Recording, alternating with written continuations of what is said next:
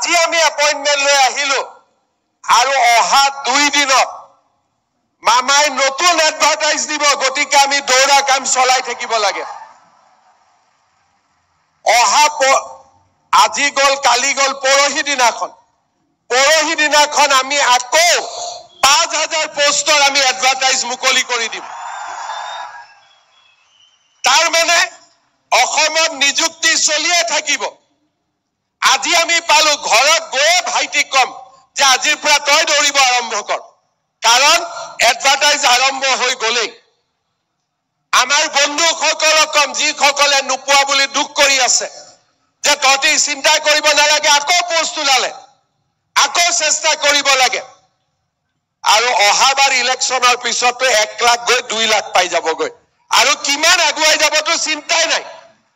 আমাৰ সুবিধা ওলাইয়ে থাকিব এপইন্টমেন্ট লৈ আহিলো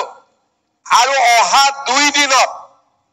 মামাই নতুন এডভাৰটাইজ দিব গতিকে আমি দৌৰা কাম চলাই থাকিব লাগে